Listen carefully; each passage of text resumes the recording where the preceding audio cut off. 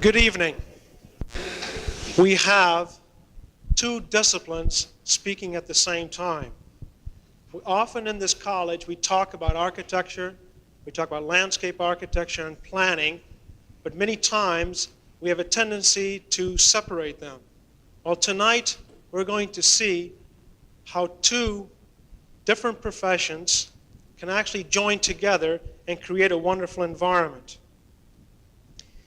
It's always a pleasure and honor to introduce a speaker, but there is a greater pleasure in introducing a classmate. The first person I wish to introduce is Craig Mullins. We went to school together, so if you see anything that you like, he probably copied it from some of my designs.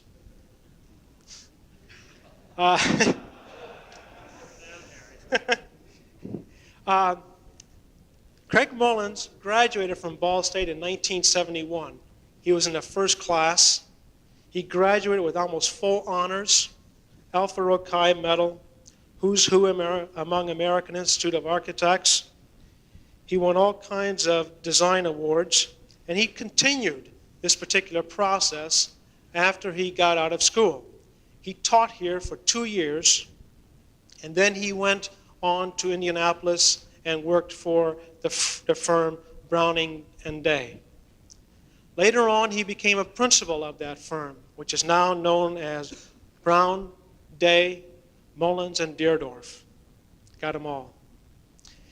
If you want to know anything about their architecture, just look in the latest issues of Architectural Record. They have done considerable amount of work around the United States, but mostly in Indianapolis.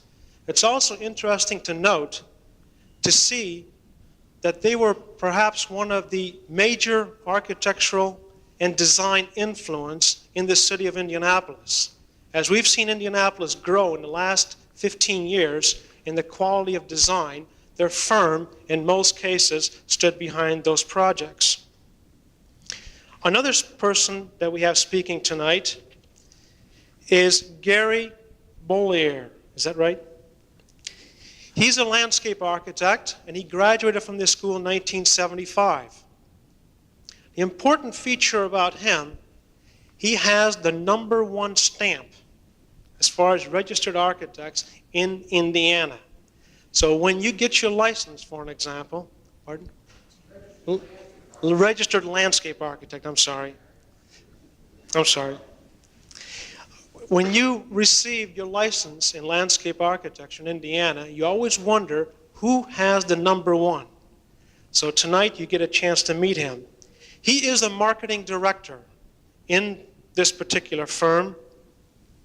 And what's interesting is, even though he has a design degree, his major influence is in the area of marketing.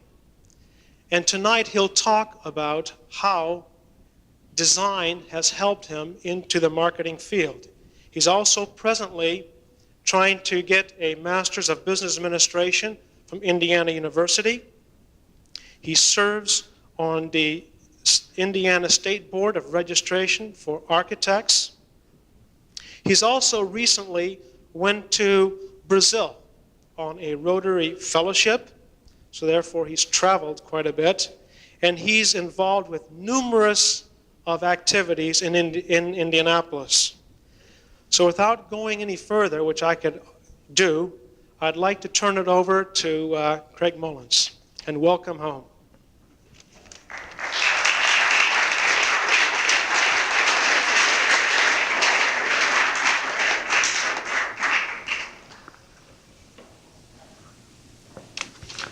It's good to be back, and before I continue on, I think it's appropriate to maybe talk a little bit about Harry. I always complain to my wife, who's here this evening, that Harry was able to develop designs that he did win with and receive money. I was always able to win the awards, but there was no money attached to it. Good luck to you, Harry. I think there's some benefit to that.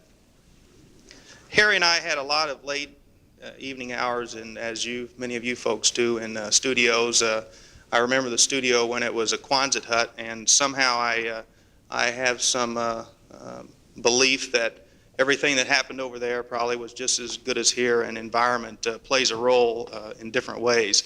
It was a very comfortable environment there, and we shared a lot of late evening hours together, and we could get in and out of the building easy no matter what the time was. It was interesting over the last week to think about what might be appropriate to talk about to this group. Both Gary and I bounced back and forth appropriate approaches to take. Certainly, we could talk about a lot of things, and we could fill the evening probably till midnight, and I have a tendency to do that if I get going. We want to probably touch on several things that will, across the board, maybe have some interest to you. But I think if we can kind of weave in and out of a story that we'll tell about the office, an aspect of evolution, it would be interesting. As an intern, I had the opportunity to work for several size offices, from 5 people to 80 or 90. And through the last 10 years, we've had the opportunity to go from a growth of 6 people to actually 50 or more at this point.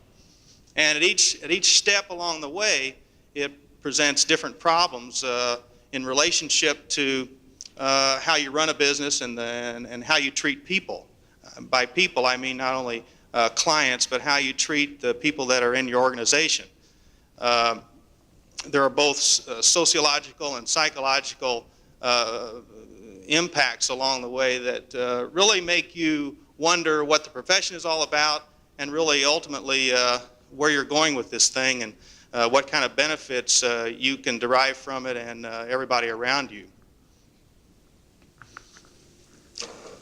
I think that I'll start with the slides now, if we could have the lights.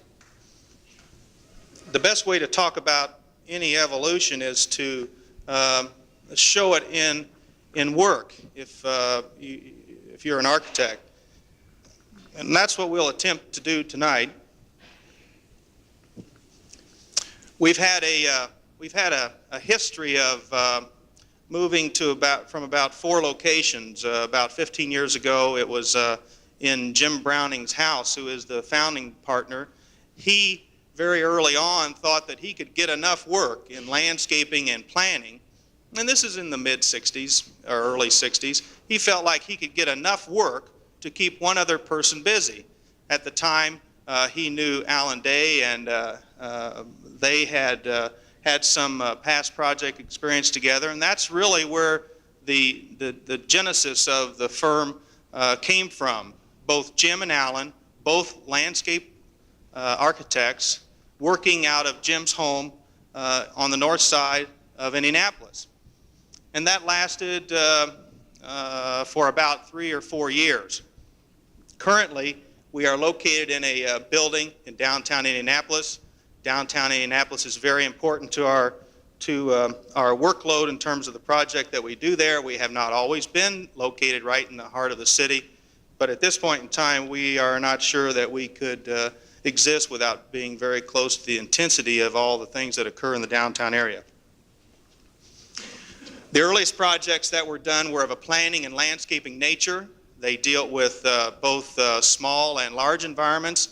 In this case, we're showing a piece of a larger study of Eagle Creek Park and the environs, and this is about 15 years old, 12 to 15 years old.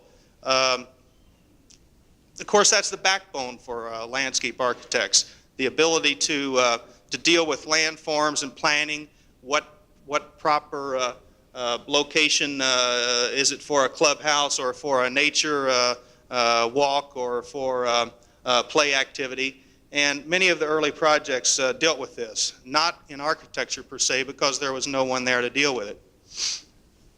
One of the earliest urban projects was Fryman Square in Fort Wayne. Fryman Square was a large square block in the heart of Fort Wayne. Some of you probably are from Fort Wayne. And it was really a chance in the early 70s for us to really test out our urban design skills, and still at this point there are no architects involved with our office. Only about 2, maybe 3 people, maybe 4 at times.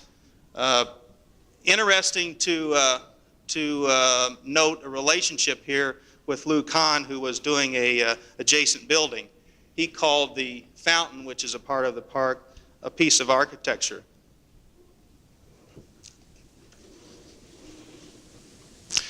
One of the earliest projects in downtown Indianapolis was Jefferson Plaza, just a small urban plaza in the downtown area, raised up off the level of the pedestrian sidewalk level.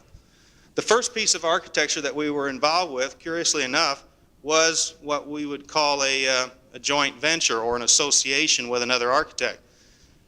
Here we are about the size of 5 or 6, and even at that size, because we had not been doing architecture, and this is before I even arrived, or during that period I arrived, we hadn't been doing any architecture, so there was an association that was formed. Dick Pollock, who is a past faculty member here, had joined the office at that point in time, not full-time, but beginning to develop the architectural part of our firm.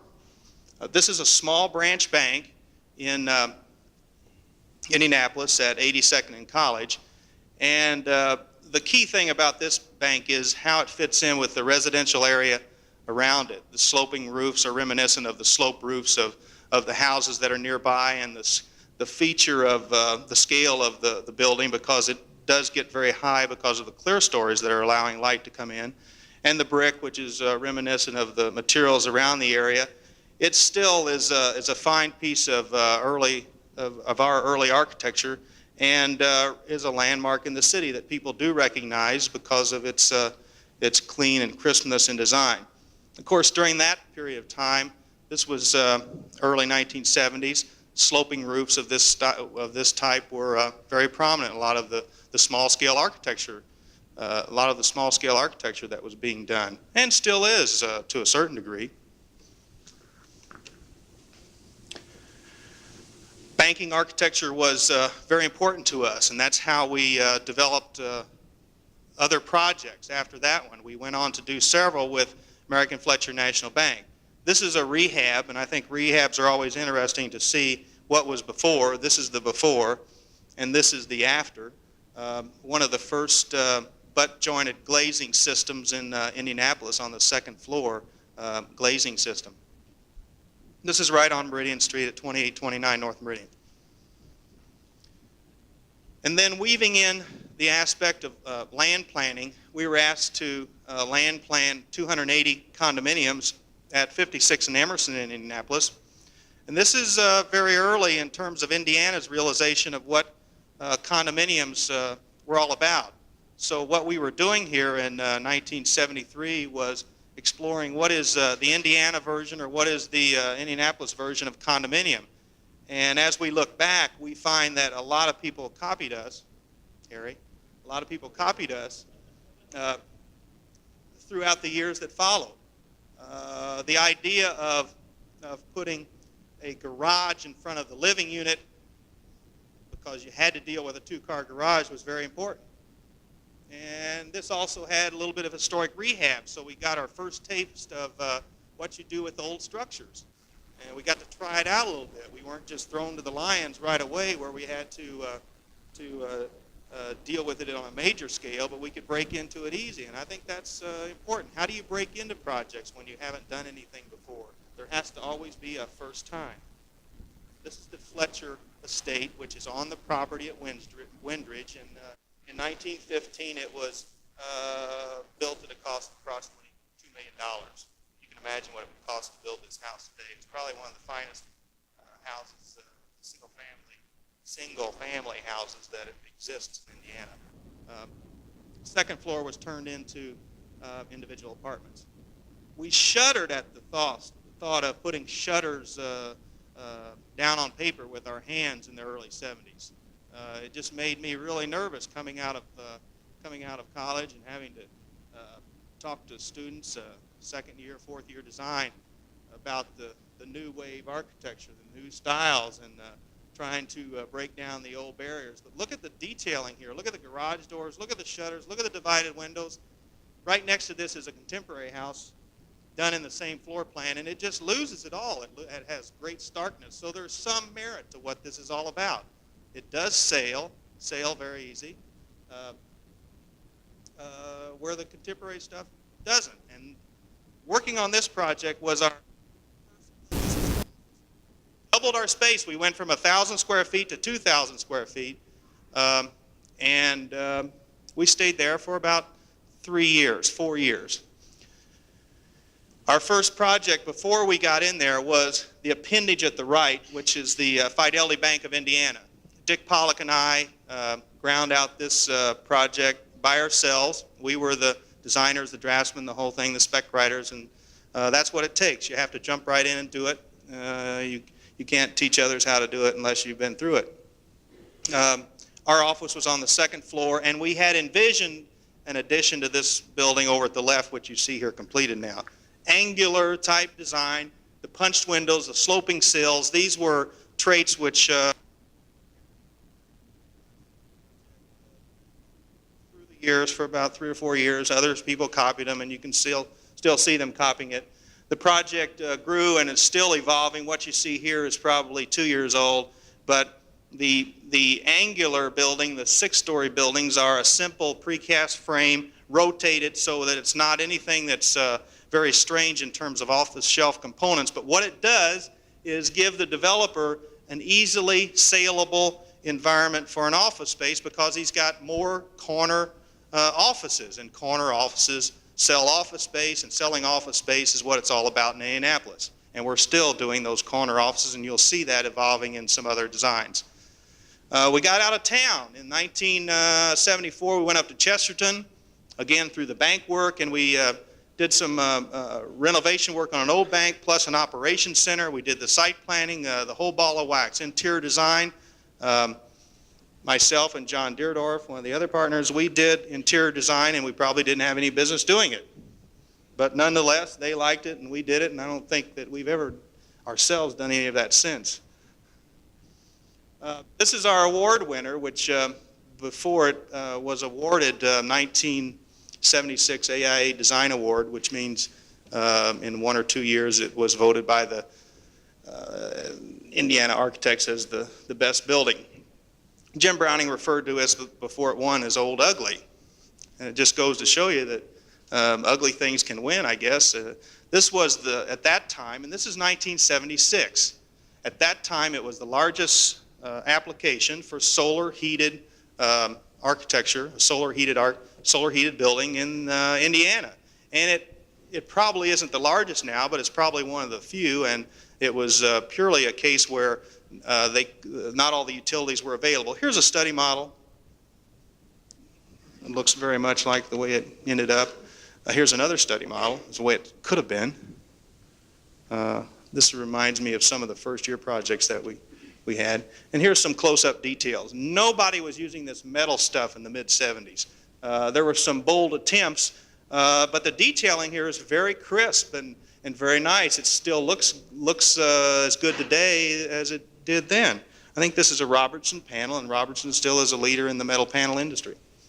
Interiors, we did the interiors. At that point in time, we were getting really good at teller counters, and we knew 30, 40, 50, 100 ways to develop a design for a teller counter and a way for a kid to walk up to one over at the right. Now here's one of the cases that it was almost there. It was almost building. Again, nurturing a relationship with American Fletcher. We were getting to know them. This building is triangular shaped and plan. It has clear stories that allow light into an office area and above the teller area, which is good. The point out here that's floating is the entranceway where there are skylights above it. Where this building, in my feeling, and I think some of the other people in the office would share it, is that we get a nice building design, plan and elevation, nice openings, some roof height change, but we have to put the brick and the metal on here, and we just can't get away from that. Again, you're selling a commodity. You don't want to turn any customers away. So rather than just go with a bright green metal panel system or white or whatever that might show the building form a little better, We are coerced by the owner to utilize brick and metal, which they've had successes with, and it just hurts us to do that. And you just don't feel like you can talk enough to convince the client, but we did what we could, and I show that for this purpose. If you could imagine what it could have been versus what it is, it's okay, but it's not as good as it could be. Urban design. We've had terrific opportunities with the growth of Indianapolis to do a lot of urban design projects. This is Obelisk Square that was completed for the bicentennial before. You see the tanks out there. This is after the same obelisk from the sky. We did full service on this, selection of trees, all the interior spaces, the paving patterns, which are very intricate, selection of the flags of the various states. Again, a project that took really 10 years to develop from start to finish. Monument Circle with the bricking of the circle, elimination of most of the curbs, and creating a very festive type space, and it is truly used for festive purposes throughout the year. The tennis stadium really was a key element in our growth. It represented a size of a project that we had never had the opportunity to do before, in the amount of about $6 to $7 million. Full services in terms of planning and landscape architecture and architecture. We were responsible for the whole thing, and we'd never done a stadium before. My goodness, we were scared to death, or at least we should have been. I guess that never crossed our paths. That we should be, but we did a lot of research, and that's really part of a lot of things that we did that came after this. It was the first stadium designed for tennis in 50 years, not since the tennis stadium in Flushing Meadows. And that's significant because what it allowed us to do is immediately become experts in the design of tennis stadiums, and we've capitalized on this. Here is a design for one of the towers that we work closely with, Fink, Robertson, Petrie. All of our consulting, structural and mechanical, is out of the office, and we work very carefully with them in developing the design. Metal panel here used in a very, obviously a light form. There's a lot of color and pageantry that goes with a tennis tournament. Since that tennis stadium, we've had the opportunity to be involved with 3 additional ones. One in Los Angeles for as a design consultant. We were the out-of-town experts in that case. We went to Los Angeles to UCLA to tell them how to design their tennis stadium for the Olympics. Additionally, we're working over at Kings Island on tennis stadium now, kind of an evolution, and also in Memphis. Back to the slide. The tennis stadium gave us an awareness of how important it was for our growth. And to continue, we really needed to commit ourselves to a location downtown. We did that. We bought a building on South Meridian, and here we are, interior of that front space. I think that's significant because closely thereafter, a lot of people had faith in what we had done in the tennis stadium and planning and research in that project. We then were asked to take some time out and look at a vision of what the city might be over the next 5 years as it would relate to significant growth areas. And that's what this plan represents. It was commissioned by Lilly Endowment. The orange buildings are existing. The brownish colored buildings are new or proposed or envisioned. And you can see here the Hoosier Dome is on the other side of the river. That's not where it ended up, but that was of significant placement for us, and we could debate that for quite a while, but we won't. This is Channel 13. Once again, we had never had the opportunity to do a TV station, but somebody had the faith in us to do that just from our previous work. Channel 13, rather suburban. I think that would be a criticism by a lot of people because of the site utilization. It's not high density use and not pushed up close to Meridian Street. This is at 11th, between 10th and 11th and Meridian. It does use Indiana limestone. There are some very nice detailing aspects of this building, as well as some highly technical things to solve in the building. Just a touch of detail that's carved into the limestone I think, give it a nice touch, and lush landscaping on Meridian Street, which is sorely needed. Interiors. Hard to bring this into focus. This is an interiors for the Indianapolis Chamber of Commerce, a very progressive group of people in their 20s, early 30s. They needed an environment to entertain in, and this certainly gave them that sort of space compared to what they were in. It was just unbelievable, the change in the environment and the change in them. They're in the business of selling the city. This is Tom King's office, and he has new business prospects that come into the city, so they want to look very progressive in what they do, and we gave them that. It may be short-lived. They may need a new facelift, every 5 to 8 years, but that's what they've got to be prepared to do. This is an office addition to a warehouse, Blakely's floor covering. Interior, very different type of architecture, reminiscent of some other architects that are practicing. Right, Harry? Glass block. We like to use glass block. I don't think we've had enough opportunities to do that. This represents the overall plan of several sports facilities, which are still evolving. On the left is the complex for the track and field. In the middle, the long building is the natatorium, and to the right is the tennis stadium. This represents about $60 million worth of work, covering about 30 acres, I would imagine, somewhere around that. Significant work for us because we've been involved with all three, and significant work because it's something we can build on and are building on in terms of where our future is going, and that's significant. The natatorium was done in concert with Edward Larrabee Barnes. He was commissioned by the Board of Trustees to shape the design of the campus, and we worked closely with him in the early stages of schematic design because we had already been through about 6 months of intense research and design on swimming pools. We had traveled all around the country and in the United States and Europe. Once again, we were very scared about being asked to do this project. We gratefully took it, but we were scared about the implications of doing a project on this scale of $23 million and not having really ever had the opportunity to do a swimming pool. Well, that would scare anybody enough. But there's 2 million gallons of water in these swimming pools. Your typical swimming pool in a university, take this pool over here, would be about 250,000 gallons of water. We're talking about 2 million gallons of water here. Structurally, that's significant, and from a standpoint of chlorine that infiltrates that environment, that's incredible too. We have here the only building in the United States with 2 indoor 50-meter pools. That's significant, and we knew that before the design was developed. We wanted to be the best. That was our charge, and everything about this facility is the best. Indianapolis does not want to be second-rate. We couldn't have developed these details or designs without knowing what the best was in other places. So we went out and found out what those details were.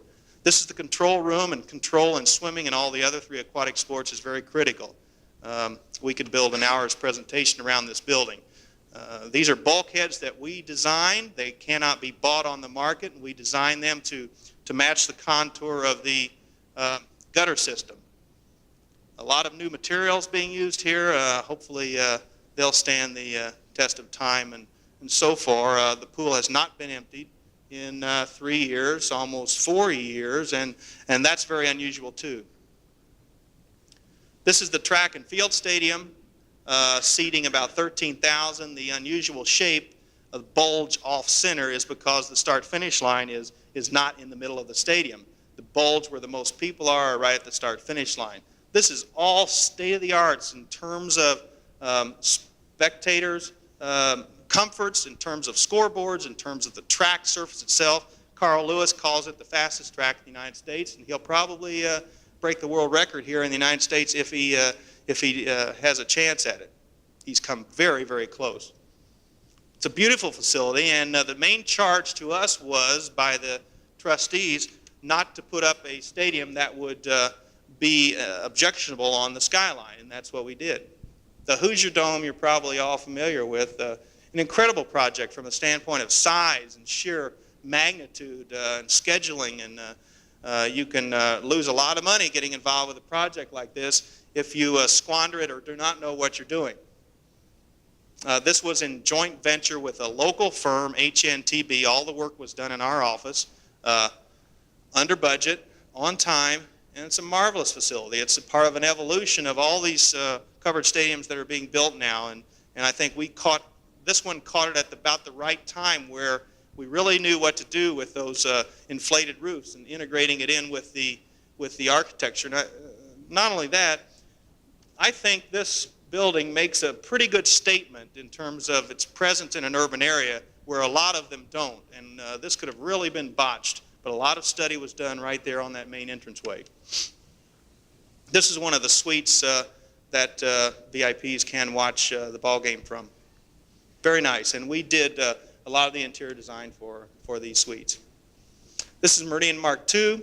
And continuing on the evolution, I'm going to briskly go through these now. The significance here is granite exterior, not being used much, and as far as I know, we're the only ones using it in downtown Indianapolis with any significance, and it's being applied differently than it used to be because we're able to apply it to trusses and lift it onto the building rather than just taking individual units. So we've adapted that material to current standards of construction.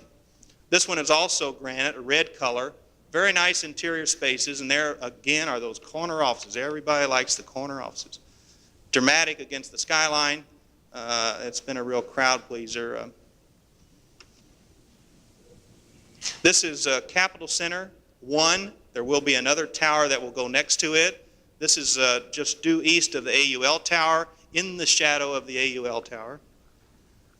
Restoration work, we've had the opportunity to do a lot of it. This is the test building, which used to be an old parking garage. Canterbury Hotel turned into very upscale hotel. Very, very nice. This is an award-winning interior of the bar, mahogany paneling, the front entrance. Turnverein, which takes a gymnasium and transforms it into very posh condominiums, some renting for $2,500 a month. A month? A month.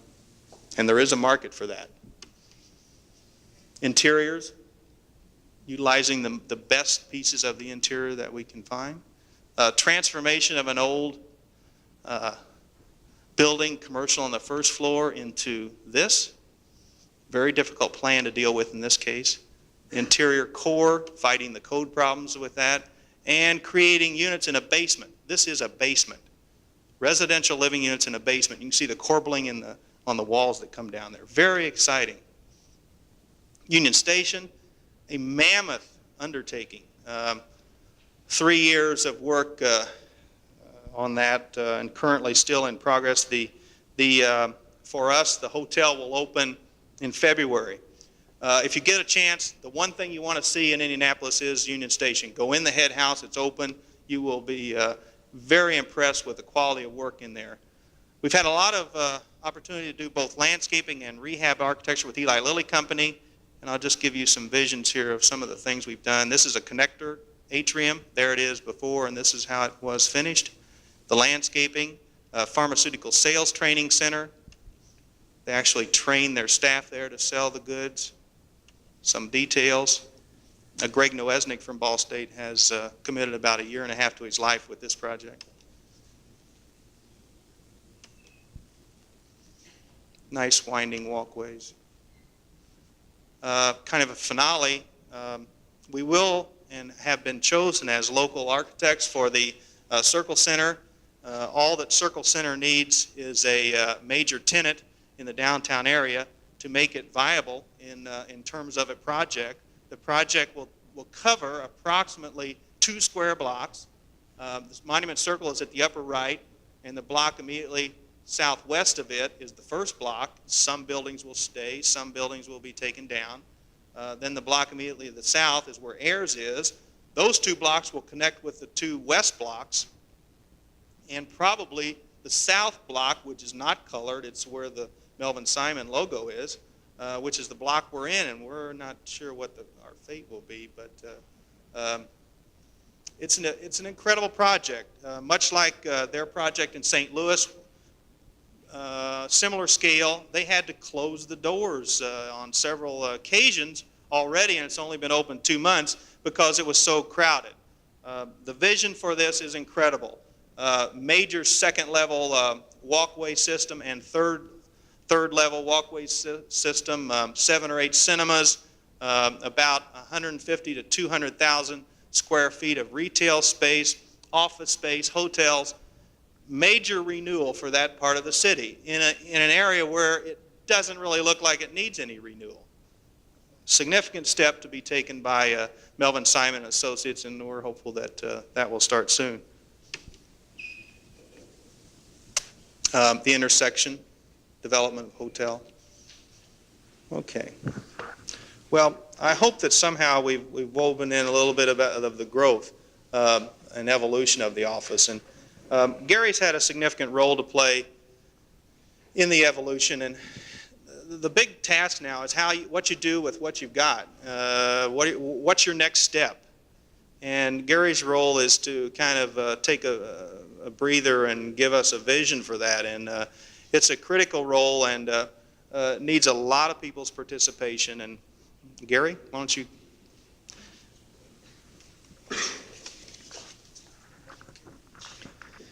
Thank you. Thank you. The obvious question is, why are you as a landscape architect dealing with marketing and business development activities?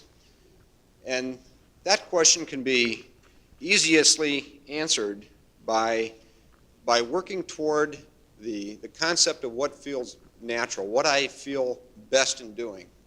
And I was on the drawing boards for about 5 years, working with various land planning projects, master planning, dealing with a whole variety of detailing construction documents, specifications.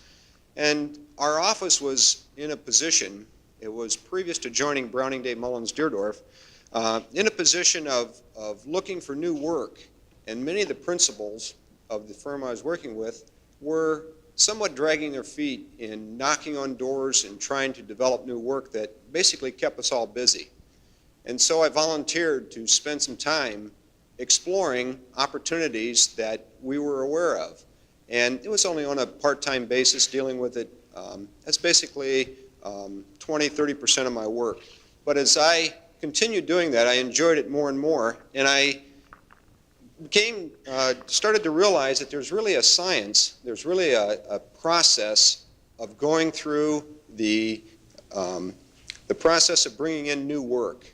And because of my interest in that, I explored that in further detail. And I'll explain to you some of the things that we're doing at Browning Day that will further identify some of the things I just referred to. I think before I do, though, I'd like to make a comment about the purpose of Craig and I's presence here. We spent a lot of time, as he mentioned, thinking about our presentation to you. What we've really wanted to do is talk about images, which you have seen, of the evolution of the projects our office has been involved with, but then also talk about basically introspection, which is a word that I looked up in the dictionary to fully understand. And it's basically looking at one's own mind and feelings.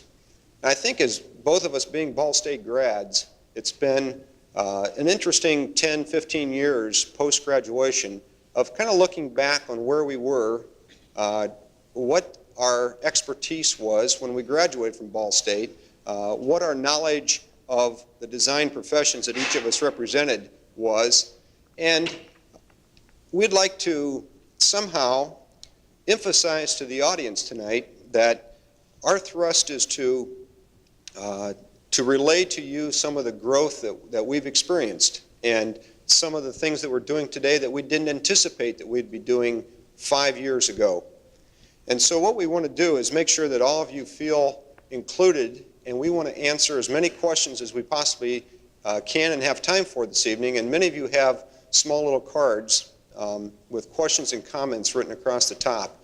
What I'd really like to have you do is, if you think of questions, if you have any comments that you'd like to share with us, please jot those down and pass them forward. there are some people that are kind of roaming the aisles, or will roam the aisles, and pick those up and bring them up to us. We'd like to spend some time just answering questions about each of our professions and about our company and what we're doing. Enough of that. One of the questions that a lot of people ask is, how have you grown? How have you grown from an office of 2 people to an office of 50 people, dealing with projects, as Craig mentioned, in Los Angeles? He mentioned some tennis projects we're doing in Memphis, Tennessee. We're doing a tennis stadium in Kings Island, Ohio. We have been called and contacted by the city of Cleveland, Ohio, wanting to talk to us about our expertise in dome stadium projects. Well, there's a lot of background that has gone into each of those opportunities. And what I'd like to do is just share a few of those, some of that process with you. Market trends are something you have to understand in order to position yourself to become successful in a commission. And I think there's basically 4 trends that are very evident in today's design place. Number 1, we're finding today clients are so much more sophisticated than they were 10 years ago, 5 years ago. And I'll relate a case study to you to illustrate that point. Secondly, the competition is so much more keen. We're finding that when we walk into a presentation, if we're not well prepared, at best we're going to come in second place. And we're finding that the effort involved in selling ourselves has been an unbelievable exercise. It's been much more demanding than what we initially had thought, I think, 5 years ago as designers. Thirdly, projects are demanding much more specialties. And I think that's evident in the fact that Craig, as principal in charge in the Natatorium project, had 2 other key design people that spent almost 2.5 years of their life, not in total, but in a large part, dealing with the complexities of what makes a swimming pool fast. How do you make a competition facility the state of the art in the world to make it the best? And because of that expertise, again, the case study I'd like to talk to you about illustrates that point of the specialties. Fourthly, designers in general are increasing in numbers. There's many, many more offices. There's many more design firms, and the designers have a much higher level of capability. And because of that, within the existing marketplaces, we're finding that leads to much more competition. Browning-Day has experienced a lot of growth in the last 10 years, and I attribute that to several things. One being that there was a lot of planning that was done in this process. Number 2, there was a high level of performance. We didn't drop the ball. Thirdly, it has to do with timing. I think in large part, Browning-Day Mullins Deerdorf's success has been being involved in a growth environment, a growth market. And we didn't, because of design talent, force a tennis stadium to be built downtown. We were at the right place at the right time, and we communicated with the people, and we were able to be commissioned for that project. And I think another issue that needs to be highlighted is responsiveness and flexibility. And if you put all these things together, it's being a responsible architect, landscape architect, interior designer in our firm situation. When you think about marketing and you think about performance and timing and responsiveness, you generally get the impression that you're in a growth environment, that you're in a market that lends itself to a lot of new work.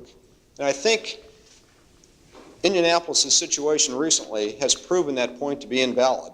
in the fact that we had the '82 Sports Festival, we had national press, we were growing in our stature as a city across the country. And then last year, earlier this year, we wanted to float a $47 million bond issue. And we were going to build housing along the canal. We were going to build plazas downtown. We were going to expand Indianapolis in an area that was basically ripe for development. And the bond issue was defeated. Totally unexpected. No one had planned in any way for that to happen. We as an office had been working for a long time and positioning ourselves for several of those projects. Well, obviously, they did not happen. And so within any given marketplace, the flexibility, the responsiveness, the timing is ultimately important. There are some things that you can do to program yourself to a way to alleviate as few of those disasters as you can. It's called planning. And dealing with a market that you are involved with, there's certain steps you need to go through to identify your strengths and position yourself in that market. First of all, the internal assessment. I think I'm going to run through these fairly quickly and not dwell on them at length because we do want to leave time for questions and answers. Let's begin with just the outline of the plan that Browning, Day, Mullins, Deardorff was fortunate enough to follow in its growth. We spent some time looking at ourselves internally from a point of view of internal assessment. We looked at our strengths, our weaknesses. We studied what our capabilities were. Secondly, we looked at the external environment. We were sensitive to Indianapolis. We were sensitive to the growth that Indianapolis was anticipating. We understood where the government was, what their actions and policies were. We generally knew where our competition was and what their strengths were. And the economics. We saw Indianapolis saying, we want to be an amateur sports capital of the United States. And so, obviously, to be amateur sports, you've got to deal with sports architecture. And in 1970, 75, our work involved zero activity in the discipline, the segment of sports architecture. Today, we're dealing with almost 25% of our workforce in sports architecture. So the external assessment was analyzed. After looking at internal and external factors, then we started setting some office and management goals. We set a marketing objective. And this directive, this marketing plan is very flexible. It's a workable document. And when the bond issue died, we shifted gears, changed some activities, changed some direction, and were able to respond to a changing market. Just to back up one step further and talk about why Browning Day has grown, why are we a firm of 50 people today, and 5 years ago we were a firm of about 18 to 20 people. Let me illustrate the point by starting in early 70 by saying that Jim Browning, Alan Day, two of the founding principals, started the whole thrust of urban design in Indianapolis. They were concerned about the urban fabric of downtown Indianapolis. Excuse me. If you look back through the history books of Indianapolis, you'll see Monument Circle was an asphalt U.S. highway. It was U.S. 31 coming right through downtown. It was very inhumane from a point of view of pedestrian activity. Jim Browning and Alan Day started the process of talking with various leaders in the community, showing them sketches about Monument Circle, what it could be. Lots of flowers, lots of color, human scale, paving patterns, banners, so forth, so on. In 1978, that project became a reality. It didn't happen overnight. Backing up again, in 1978, we were involved in the downtown master plan showing the Hoosier Dome, showing the natatorium, showing the tennis facilities, showing the growth of IUPUI, showing the growth of Indianapolis business areas. But that didn't happen immediately. In '82, we were involved in the tennis facility and in the natatorium. Those are some of the market studies that we have consciously gone through to analyze where we're going. To pick on one segment to walk into a case study before we open it up for questions, because of our involvement in the sports architectural activity in Indianapolis, we were able to be involved in one of the finest sports facilities around, and that's the IU Natatorium. And it's not just because of our involvement we say it's good. It's good from a point of view of competition. The funding was appropriate for the level of end product. Lilly Endowment, the City of Indianapolis, Indiana University, all together said we want this to be the finest. And so that process didn't happen quickly. There was travels by our design team to Munich, Germany to look at the Olympic pool there, to Mexico City, to Montreal, to some of the finest facilities in the United States. As a result of this specialty that we developed, and as a result of the completion of the IU Natatorium, the University of Kentucky in Lexington decided that they were also interested in a competitive pool on their campus. So in January of '83, we received a note from some consultants that had knowledge of the University of Kentucky's visit to the natatorium, wanting to see what the facility was like so that they could start their programming. Well, to our good fortune, we found out about it early in the planning phase, and we made a call to the University of Kentucky, to the vice provost. And this gentleman is a business-oriented person involved in finance at the university. He was very warm to our call, and he says, yes, I know of your project. We've been through it. We've talked about it. We're in the process of programming our project. That was a nice, warm exchange, basically to the point of saying, why don't you call me back in a month, and we'll talk about it further. Well, we did call him back in a month and said and asked the question, what's the status of the project? How can we be involved? How can we help you move that program to completion? Well, his reply was, number one, why don't you send me some information, which we did. Number two, I think there's a couple people at our university that should come to Indianapolis and visit the natatorium. So Craig and I were involved in the activity of hosting for 2 days the university architect from University of Kentucky and this vice provost's assistant. We went through the project from the foundations, from the belly all the way up to the roof structure. We talked about all the intimacies of the guttering design and all the details of the project from the point of view of what we thought was state of the art. That was in March of '83. In the fall of '83, again, monitoring the project on a very routine basis, every month we'd call up and we'd monitor what's happening with that project. In the fall, they said, well, we're getting closer to the money in hand, and we want you to come down to Lexington, and we think it's to your best position to start dealing with some local architects. Dealing with an out-of-state project, dealing with state money.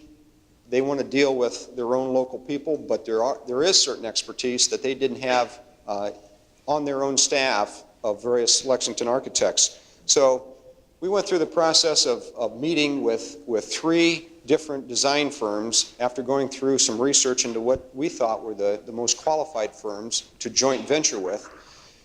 We went down, visited the firms, each all received us warmly. We exchanged brochures and documents and background information. The project sat for another 6 months.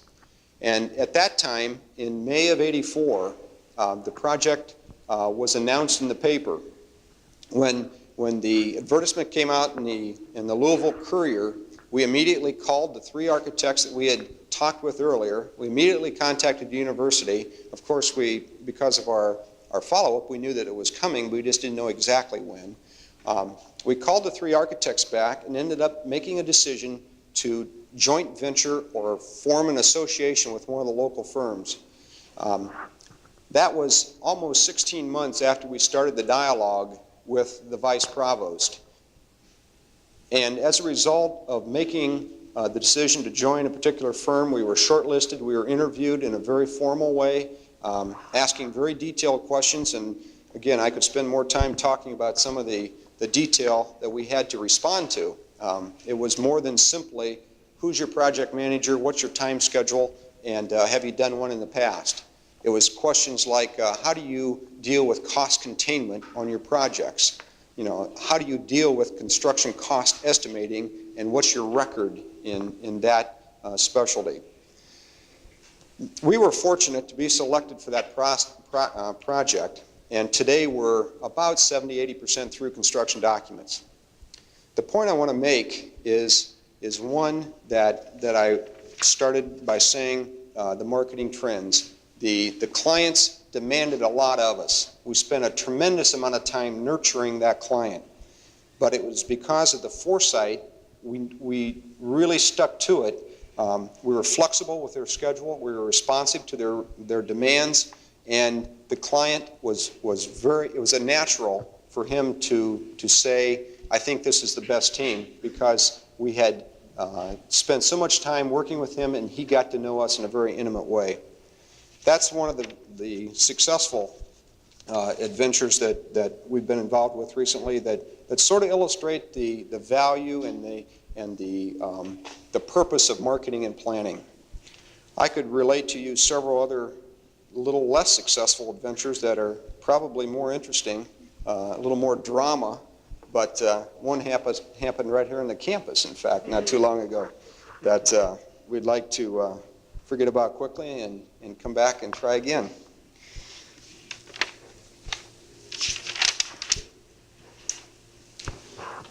Craig, I think we're to a point of opening the floor up to any questions that anyone may have to us. If anyone, go ahead. Like any good marketing person, Gary has so carefully orchestrated this question and answer period, and I think it's wonderful. Of course, this gives us the opportunity not to have to answer all the difficult questions. Yeah.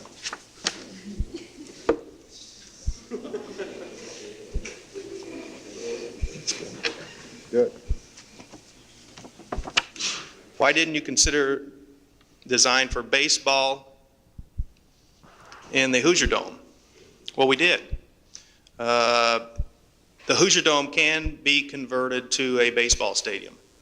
There is some consideration that would have to be made in terms of removal of some of the precast elements in one corner of the stadium. But it can be transformed into both a usable baseball stadium and a football stadium. You can even play soccer in there. You would have to build an additional press box, because the press box characteristics are very different. And you would have some seats in there that would not be able to see the baseball field. The other consideration is, do you want to watch baseball indoors or outdoors? And I think most people want to watch baseball outdoors. At least that would be my vote. It's an outdoor sport. And you've got to have the rain with the sunshine. What's the market like for young design professionals in Indianapolis over the next 10 years? I would say in Indianapolis it's very good. We look for a good solid 5 years. It's hard to tell anything beyond that. But the opportunities and growth in Indianapolis, I think, we're much like Atlanta in the late 1960s. A lot of people from our class went to Atlanta. I think the difference is Indianapolis will probably be a more gradual, sustained growth. And that really brings up some other points, because you wonder about who runs the city and how things how things happen. You know, you think that the mayor is the stronghold of the city, and his city county council makes the decisions that makes things happen, but it's not always that way. Certainly there are strength in terms of decision making in a city's growth, but there are a lot of other individuals, and I think that's the key in Indianapolis. You've got a lot of private entrepreneurs who understand the growth and evolution of a city, and they're willing to put their talents on the line and their commitments, whether it be financial or just personal time, to commit to the growth of the city. And it's very well orchestrated, quietly, but it's orchestrated, not in any formal way, but among several groups. That's unique in Indianapolis, the ability for the public and private to come together to orchestrate growth. How much?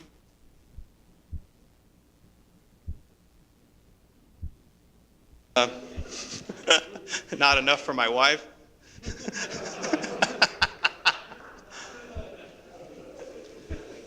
Enough to have a new home. I guess that's good enough.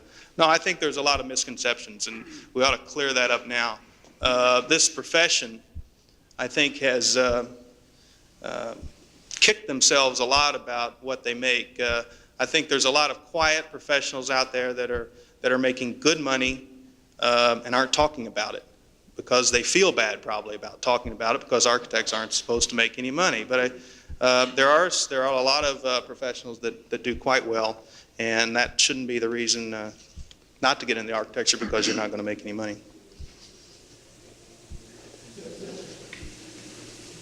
How much longer is this lecture going to last? You can leave any time you want. I never tried to keep any students in class longer than they wanted to be.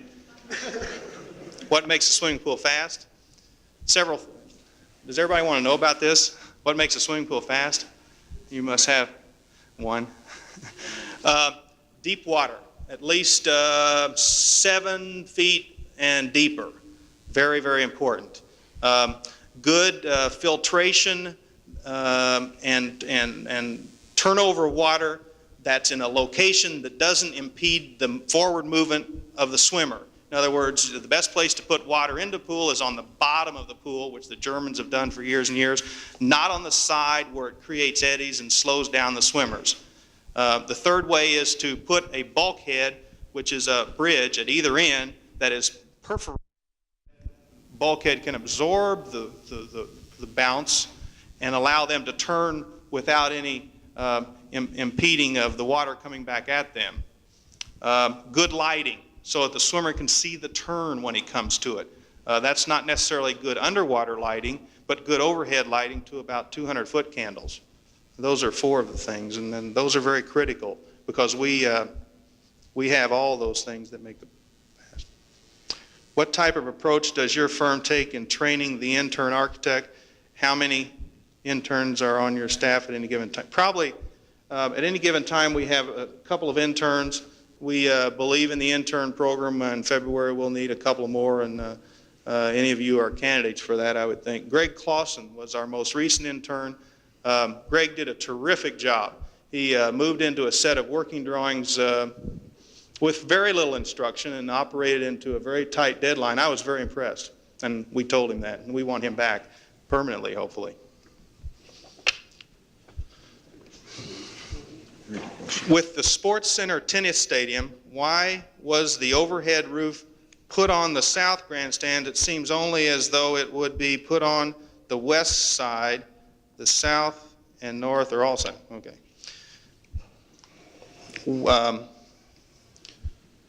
It was put on the south grandstand because typically the south stands are the best stands to watch tennis. Your back is at, the sun is behind you, and if you sit on the sides to watch tennis, you're always going like this. Okay? Pretty simple. And besides that, that's what they told us to do. Were you as lost as we all are during your first year? No. Dick Pollock was my first year instructor, so he led me around. And the first year programs that followed were I think, got you more lost. But I think you had a lot of fun. First year is critical. It's an endurance period first year. How much design flexibility is there between a large firm compared to a small firm? I'm not sure what design flexibility. The principals in our firm do not do all the design. We really hand it off to any of the talented individuals that can demonstrate their capability. And their capabilities have to be at several levels. They have to be fast. You can't have 2 months to develop a design that should only take 2 days. You have to be responsible to that scheduled deadline. You have to be able to communicate. Flexibility could mean a lot of things, so I don't know if I touched on that. We don't have any one particular design trait. In fact, I don't think that we are any ways close to the cutting edge, but we're always challenging everyone to get there. Some of the new work that's coming along, large and small project, is beginning to get there, and I think that's because of our maturity. Was Harry this funny when he was in college? Yes, it's a wonder he could get anything done in the evenings. Has he always been this short? No, he was actually shorter because he was able to get into those little models that we built.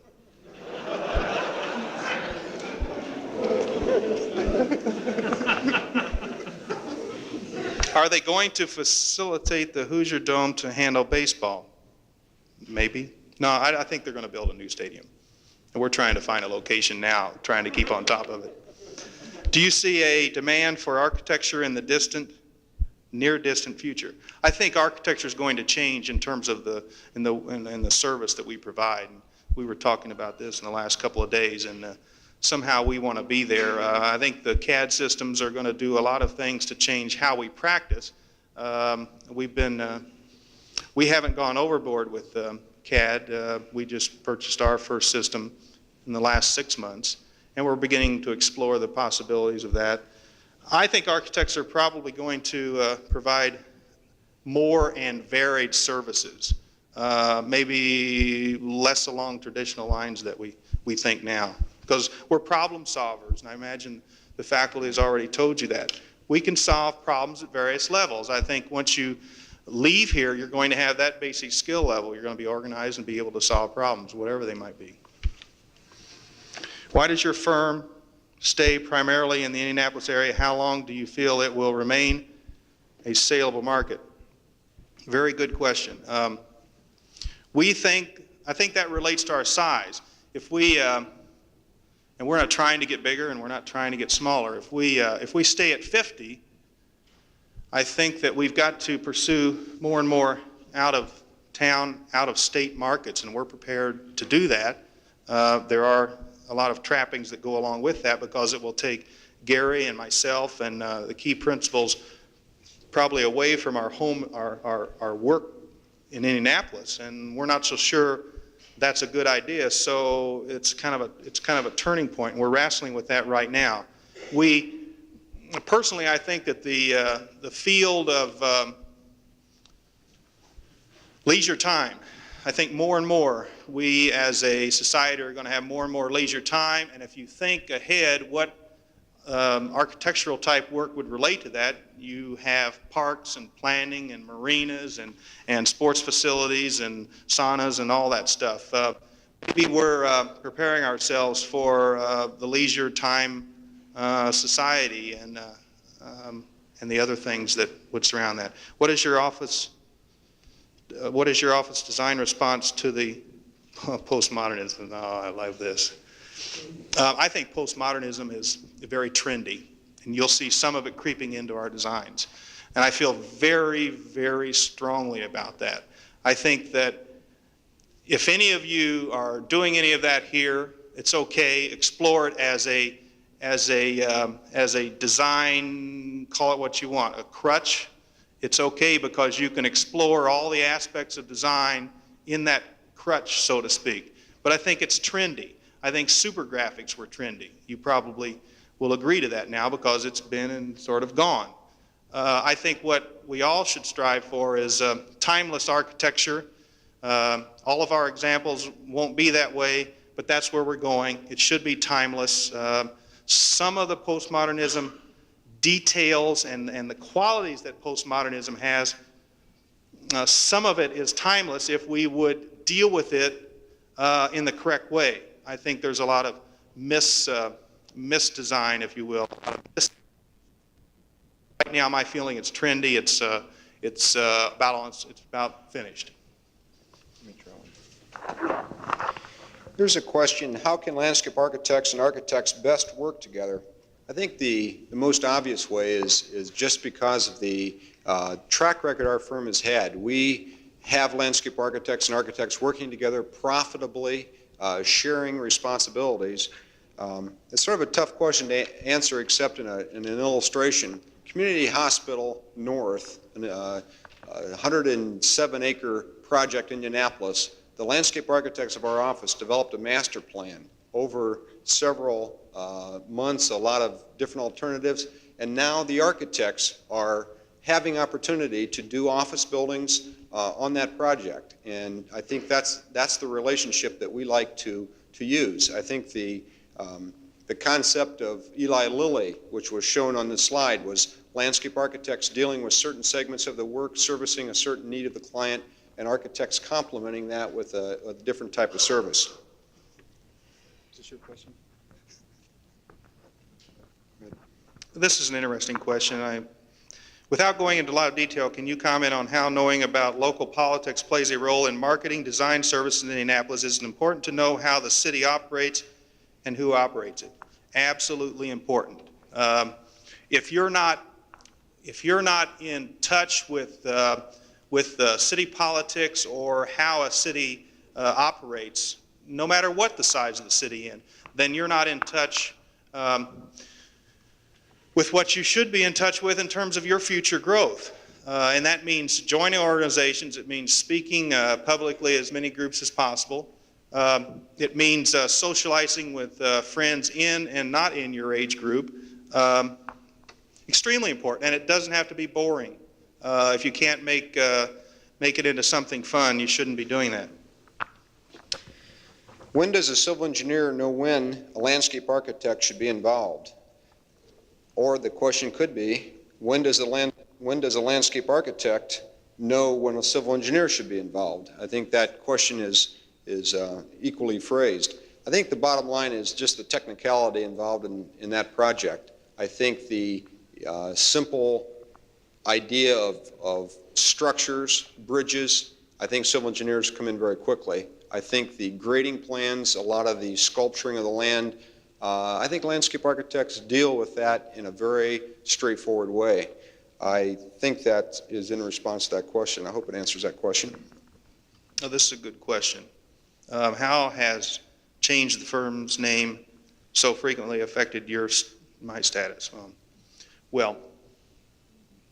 The best way to become a principal is to become so knowledgeable on a project that nobody else knows anything else about it. And they have to make you a principal because they don't want you to leave. You're in trouble. We've changed our name a lot, and I think we've stopped changing it. It's the source of amusement in the city at times. The logo, someone wants to know how the logo generated. Our firm used to be Browning, Day, Pollock Associates, and if you could imagine that upper circle, a B, and then the right circle with a point on it, a D, and the lower left one a P, and the lower right one an A. That's how it generated. We have since smoothed it out so they don't look so much like BDPA, and we liked it so much we kept it.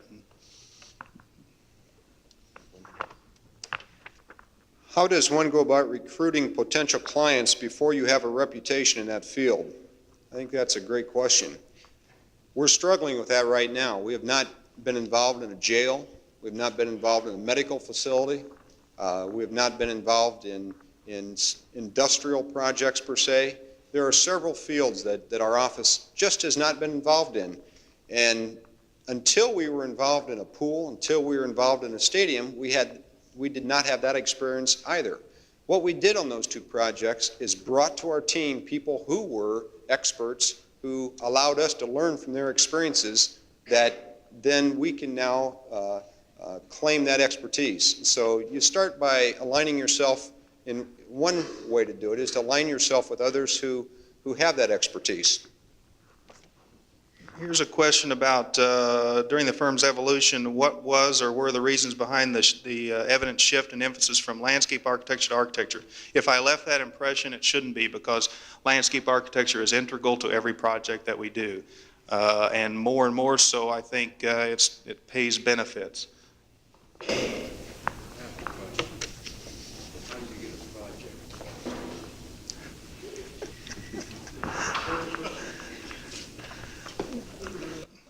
That's not fair. Repeat the question. It's appropriate. I have to repeat this question. Dean Fisher wants to know what it takes to get a project at Ball State. How do we get one?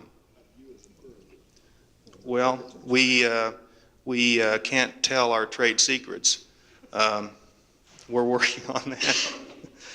You know how to hit where it hurts. Maybe we're next. I don't know. It's wonderful to come to your to the place of your graduation interview for a project that we were fully prepared to do, and actually went through 3 interviews, very good interviews. I think Ball State goes through a really good, intense interview process. We were interviewed 3 times before we didn't get the job. But we learn a lot from interviews, don't we, Gary? You know, out of every 10 interviews you go to, you probably get 1, and if you get 1, you're lucky. So you have to have great resilience and the ability to bounce back. I won't mention who got it. No. But now that was the only good thing, that another Ball State student, a graduate of this school, did get the project. Dick Moak. I was his thesis critic.